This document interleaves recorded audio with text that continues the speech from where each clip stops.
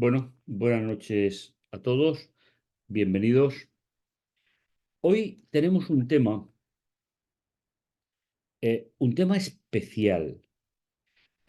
Yo sé que todos los temas bíblicos son temas especiales, pero por la influencia que ejerció la Reforma, me refiero a Lutero, a Calvino, sobre el tema de esta noche, es necesario reformular algunas cosas que son de vital importancia para entender la dimensión de lo que vamos a leer en los textos. Eh, por eso tenéis en pantalla uno de mis cuadros preferidos. Me lo hizo un sobrino, me lo regaló. eh, y ese cuadro quiere decir que la Biblia es más que palabras. Es un cuadro que me regaló, cogió letras en diferentes idiomas y es un cuadro que quiero mucho, que admiro, aparte de ser el sobrino quien me lo hizo, porque representa muy bien lo que es la lectura de la Biblia. La Biblia no solamente son palabras, es mucho más que todo eso. Vamos a adentrarnos en la idea fundamental, ¿eh? que vamos a ver en esta noche. Y vamos a recordar brevemente cuál era el sistema religioso en el primer siglo, es decir, en el que Jesús vivió. Se componía de dos instituciones, por decirlo de alguna manera, aunque el tema institución es mucho más moderno, la sinagoga y el templo. La sinagoga significa casa de oración, ¿eh? Y viene de un término que significa reunión, ¿eh? Y es lo que nosotros conocemos donde Jesús iba a predicar los sábados. Es decir, a predicar no, sino iba a leer la ley y los profetas. Consistía en oraciones, lectura de la ley, y de un pasaje de los profetas que se traducía y que las personas interactuaban. Es decir, era una especie de escuela bíblica. Eso es lo que se hacía. Y había un templo que estaba en Jerusalén, solamente había uno, ¿vale? Nunca pueden haber dos templos juntos según el sistema bíblico, ¿eh? Y era donde se sacrificaba y donde se resolvía el tema del pecado. Estas dos instituciones Jesús las visitaba y el último libro que se escribe de la Biblia, o de los últimos, que es el Apocalipsis, mantiene la misma estructura. Es decir, hay cartas que van a las iglesias, a las 7, y se muestra la visión del sumo sacerdote celestial a lo largo de todo el libro. Con lo cual, nosotros, los que pertenecemos a esta parte, a última parte de la Reforma, la del siglo XIX, seguimos manteniendo esa doble estructura. Aunque tengo que reconocer que en la práctica a veces no es fácil que podamos hacer la diferencia. Pero, por lo tanto, no vamos a hablar de la sinagoga, vamos a hablar del templo. La sinagoga siguió siendo el lugar de reunión de los primeros cristianos. ¿eh? Hechos 13-14 tenemos el ejemplo. Y la gran novedad de los seguidores de Jesús de origen judío, que fue que tuvieron que aprender a adorar a través de un culto en un santuario celestial. Es decir, ya no podían ir a adorar al santuario o al templo de Jerusalén, sino que con la resurrección de Jesús se inauguró, y la ceremonia de entronización, que por ejemplo la tenemos en el capítulo 4 de Apocalipsis. Entonces, los verdaderos lectores de la Biblia tienen que mantener estos dos sistemas. Los que no mantienen los dos sistemas, pues están un poco todavía en etapas anteriores de la reforma. Eh, una aproximación a través de un esquema sencillo, es mucho más amplio, pero sencillo, de los 4 temas fundamentales que vamos a ver en la sección central del libro. Vimos el capítulo 7, donde se hablaba de un nuevo sacerdocio. Hoy vamos a hablar de una nueva alianza, capítulo 8. Luego hablaremos de un nuevo santuario y después hablaremos de un nuevo sacrificio. Con lo cual, siguiendo las estructuras de pensamiento del mundo hebreo, del mundo semita, ¿eh? La primera corresponde con la última y la segunda corresponde con la tercera, o hablan prácticamente de lo mismo. Una vez que hemos establecido un nuevo sacerdocio en el capítulo 7, podremos hablar en el capítulo 10 de un nuevo sacrificio. ¿Eh? Y cuando hablamos hoy, en el programa de hoy, de una nueva alianza, podremos hablar un nuevo santuario o templo de esa alianza. Y finalmente, esto va a configurar el fundamento de nuestra fe. No es una cita mía, es una cita del don profético, como ya hemos visto en alguna ocasión. El sacerdote de una superior alianza. Lo vamos a ver en 2 pequeñas partes, como se divide el capítulo 8. Una es del 8:1 al 6, parte, y la otra, 8 la segunda parte del 6 hasta el 13, pero sobre todo empezando en el 7. Recordando, que creo que es bueno que podamos situar después del tiempo que no hemos estado juntos, cuando hablamos de ley en la Biblia, debemos de tener en mente 2 realidades importantes. Hay secciones de la Torá, de la ley, que muestran el pecado. Pablo dirá en Romanos capítulo 3, por la ley se alcanza el conocimiento del pecado. 3:21. Pero luego hay otras partes de esas leyes que muestran la solución del pecado. Las primeras nunca podrán ser cambiadas, aunque no se utilicen en la eternidad, porque lógicamente no habrá idolatría o no habrá mentira, pero no podrán ser cambiadas nunca, aunque no se utilicen. Las que sí son modificables, y eso lo vamos a ver justamente en el programa de hoy, son las que van dirigidas a solucionar el pecado. Es decir, en la primera alianza, la del Sinaí, había una serie de instrucciones de Dios cómo solucionar el pecado en un santuario en la tierra. En la nueva alianza tenemos sus propias leyes ceremoniales, que tienen que ver con las dimensiones del santuario celestial, y esas han sido cambiadas. Deciros que en los originales bíblicos no existe la noción de Antiguo Testamento y Nuevo Testamento. Eso no existe en los originales. Eso fue una división que hizo la Reforma del siglo XVI, y fue un error en la interpretación del tema de hoy. Y a partir de ahí ha pasado a todas las Biblias. Jesús llamaba a la primera parte, la llamaba de varias formas. La llamaba escrituras. Me refiero a los primeros, la primera gran parte de la Biblia. Le llamaba ley y profetas. Y le llamaba ley, profetas y salmos. Con cualquiera de esas formas, que aparecen todas en los evangelios, se llamaba en la época a la primera gran parte de la Biblia, que la Reforma le puso el nombre de Antiguo Testamento.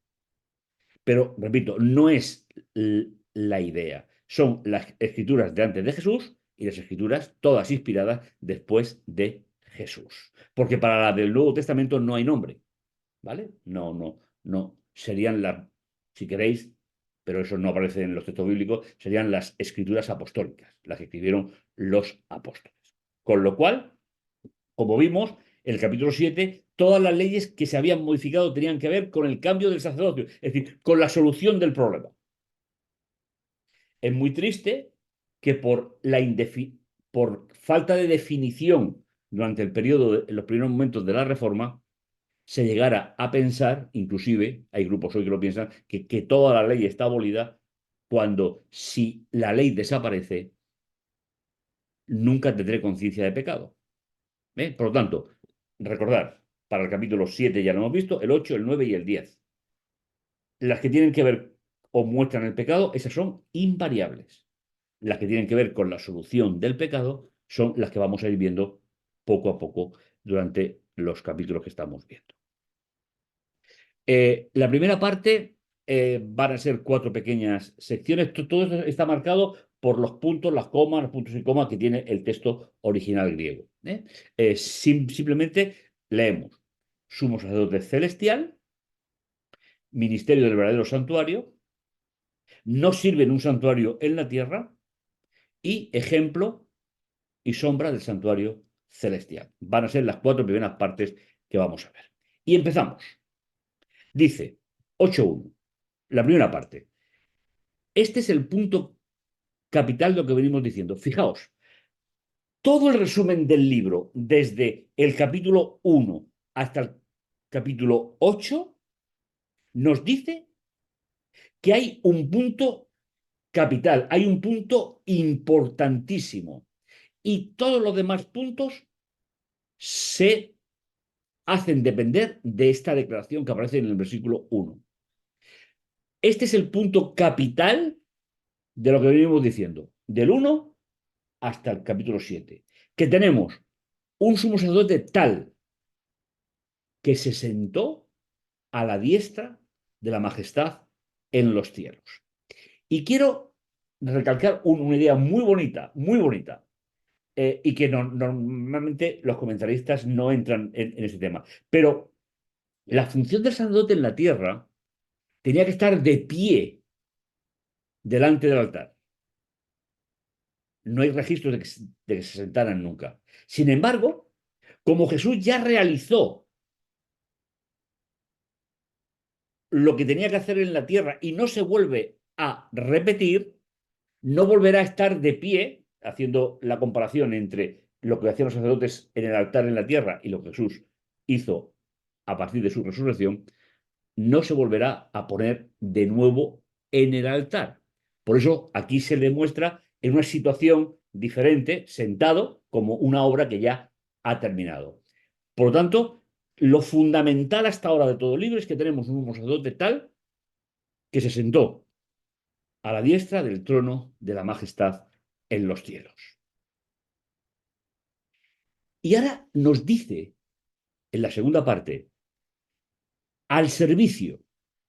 Es decir, ese sumo sacerdote está al servicio del santuario como estructura global, ¿eh?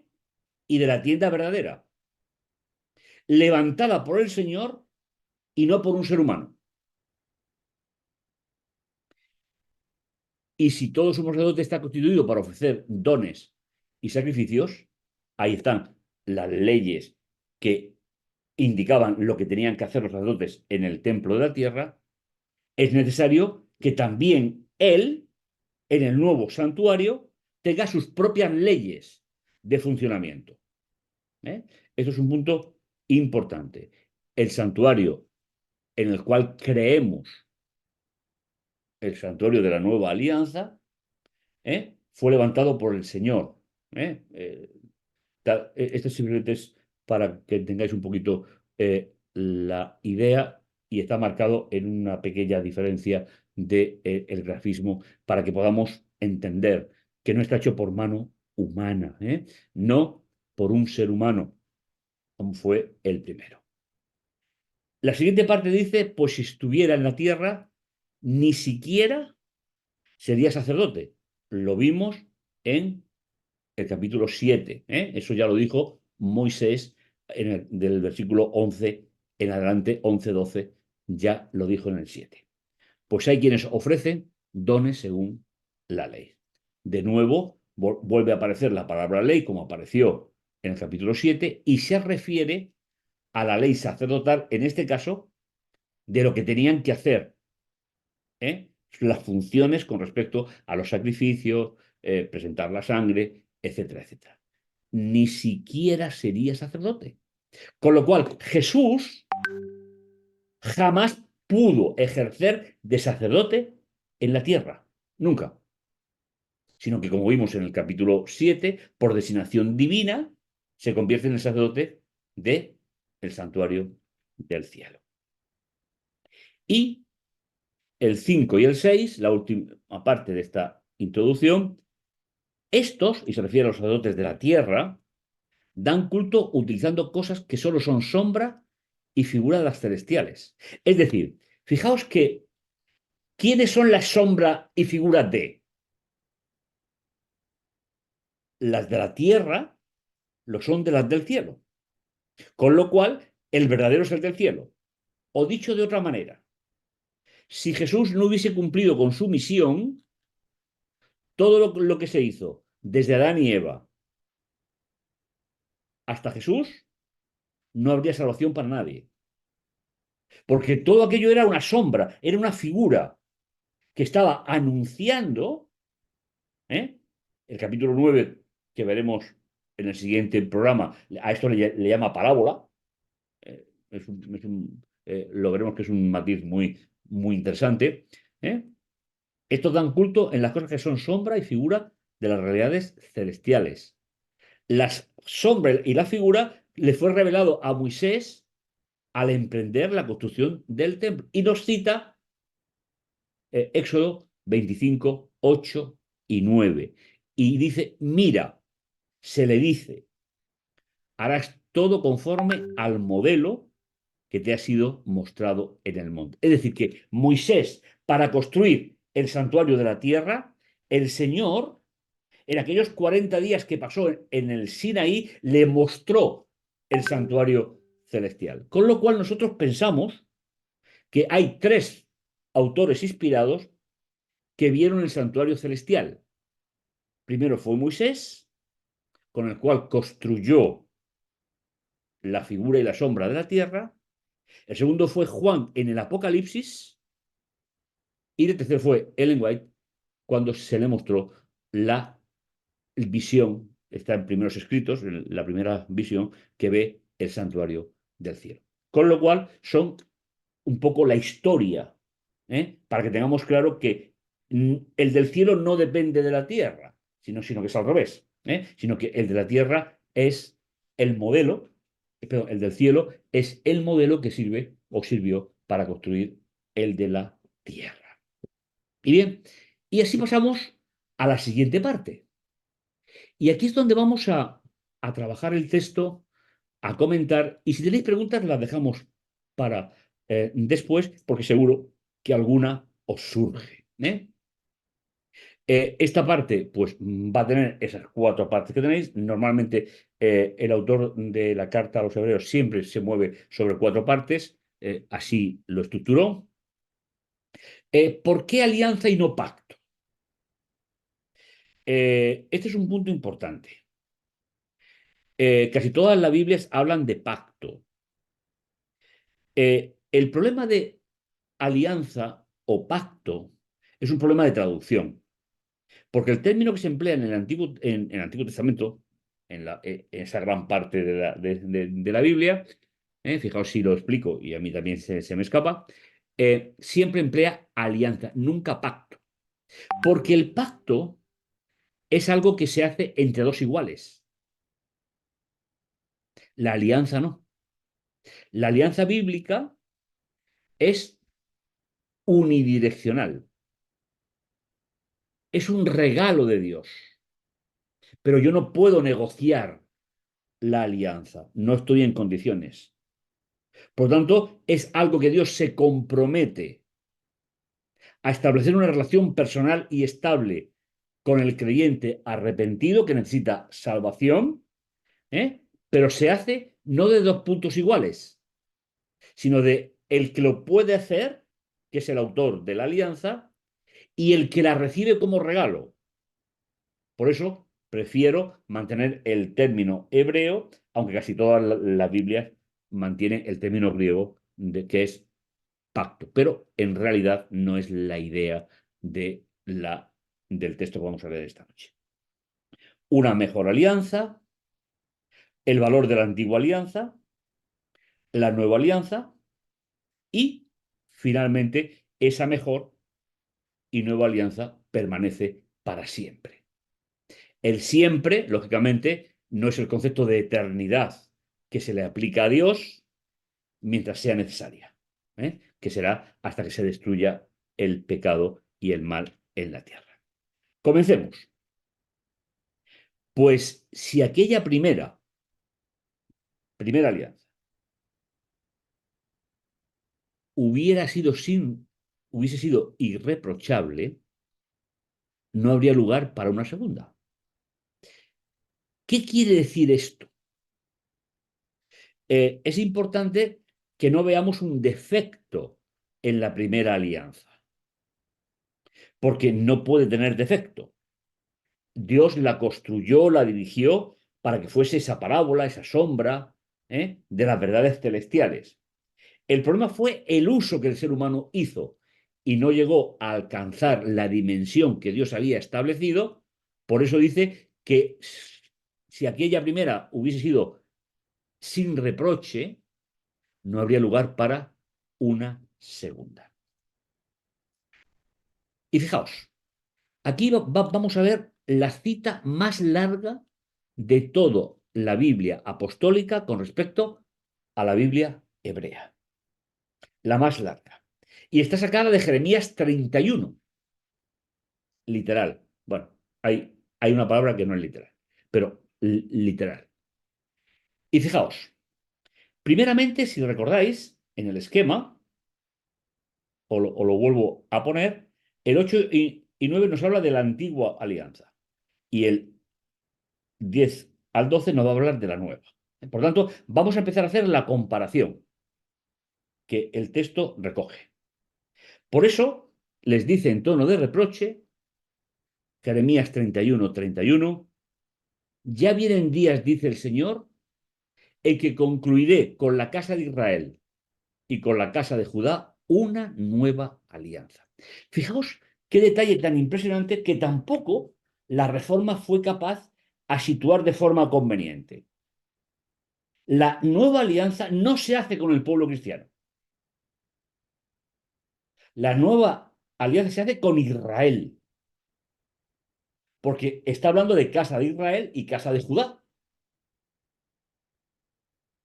Y la expresión nueva alianza solamente aparecerá en la primera gran parte de la Biblia, en Jeremías 31. No vuelve a aparecer en ningún otro lugar. En Jeremías es una promesa de lo que va a llegar con la venida del Mesías, ¿eh? Y la alianza, la nueva, se hace con los mismos que recibieron la primera alianza. Con lo cual, los seguidores de Jesús somos injertados a través de esa nueva alianza en la descendencia espiritual de Abraham. Pero no será como la alianza que hice con vuestros padres el día que los tomé de la mano para sacarlos de la tierra de Egipto. ¿Veis? La alianza está ligada a un plan de salvación, de liberación. Cuando Israel ya estaba libre de la esclavitud, fue cuando Dios establece la alianza. Porque en esclavitud no se puede ejercer el valor de una alianza. ¿Vale? Dice, como ellos no permanecieron en mi alianza, yo me desentendí de ellos, dice el Señor. Este es el resumen de más de 1500 años de presencia de esa primera alianza. ¿Dónde estuvo el error? El error no estuvo en el diseño. El Señor la entregó en el Sinaí, arriba. Como decía antes, en los 40 días que Moisés estuvo, en aquel momento en el cual cuando bajó estaban construyendo un becerro de oro, etcétera, etcétera. En ese momento fue cuando le entrega toda la alianza, cuando le hace ver el santuario celestial. Y como ellos no permanecieron en la alianza, Dios no pudo proporcionarle los beneficios de esa primera alianza. Y ahora pasamos a la siguiente parte. que es en qué consiste la nueva alianza.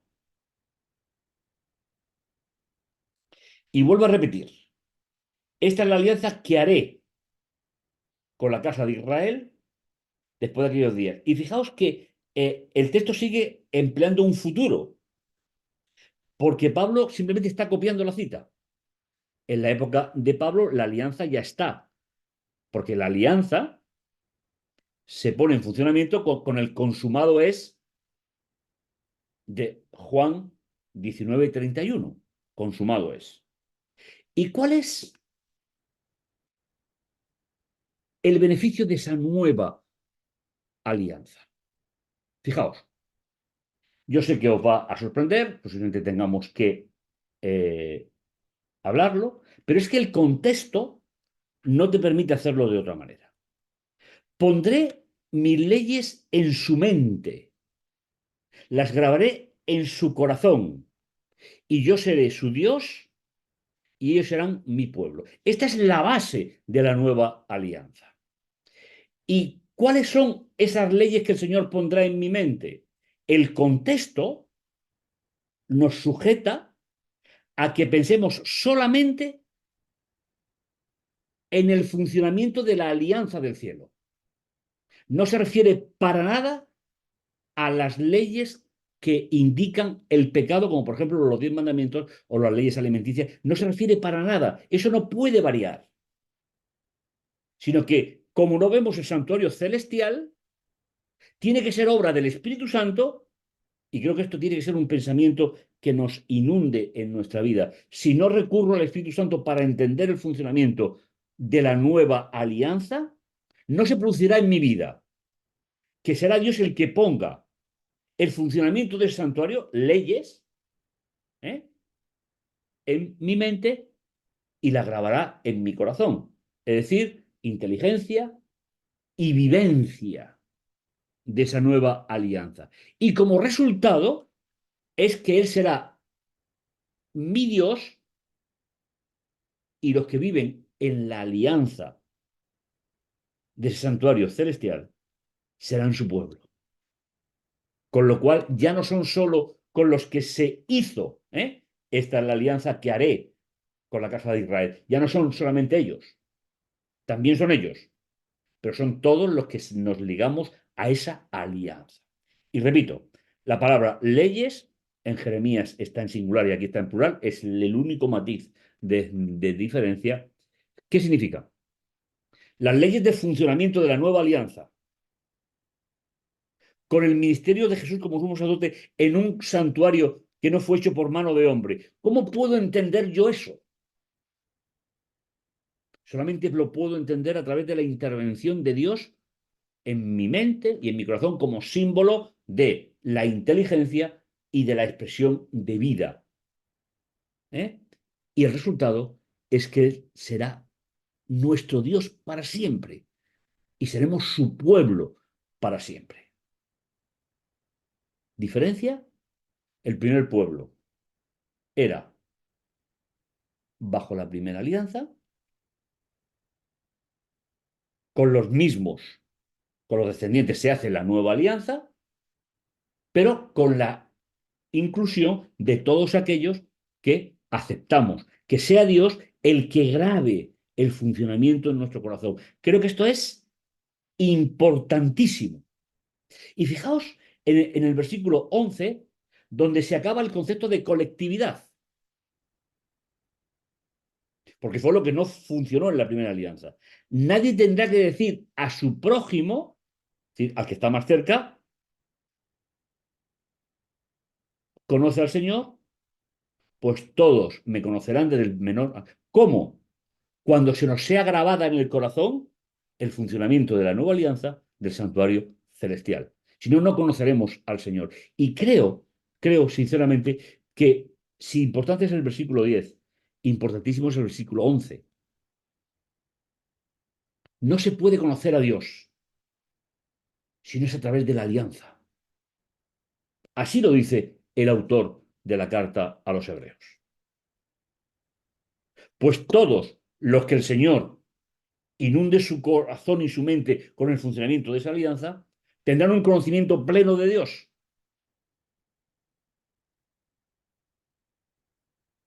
Porque me voy a apiedar, ¿eh?, de sus iniquidades y de sus pecados. No me acordaré ya.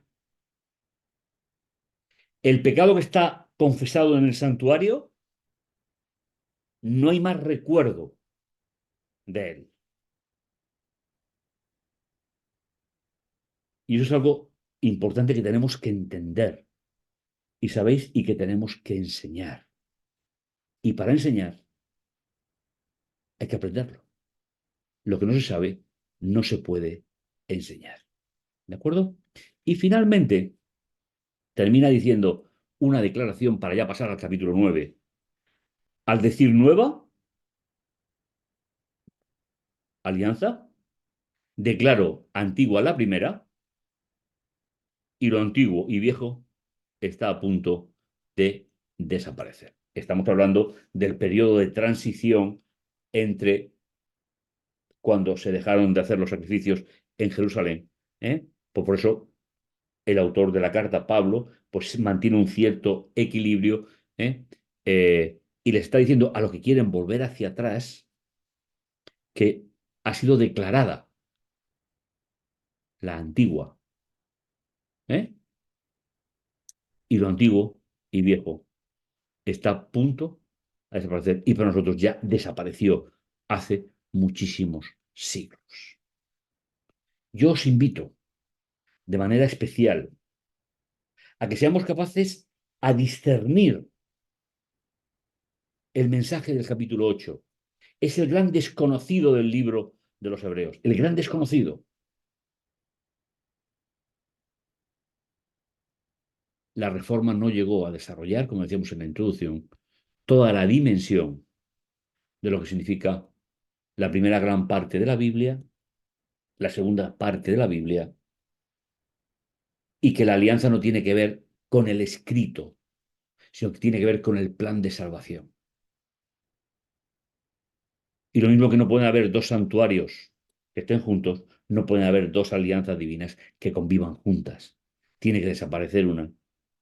La primera era física, se veía el sacrificio, se veía cómo se introducían los sacerdotes dentro de la tienda. La nueva, aunque es totalmente real, que se introduce el sacerdote y el sumo sacerdote y que se transporta el pecado exactamente igual que se hacía la anterior, pero hay que verlo a través de la enseñanza de Dios en nuestro corazón. Sin ella no comprenderemos nunca el plan de salvación. Creo que es importante en la reflexión de esta noche y espero que podáis dedicar algún tiempecito a volver a repasar, ¿eh?, tal vez escuchando de nuevo la grabación, podáis volver a repasar esta parte que es la gran desconocida y es importante en el mensaje del libro de los Hebreos. Que el Señor bendiga. Amén.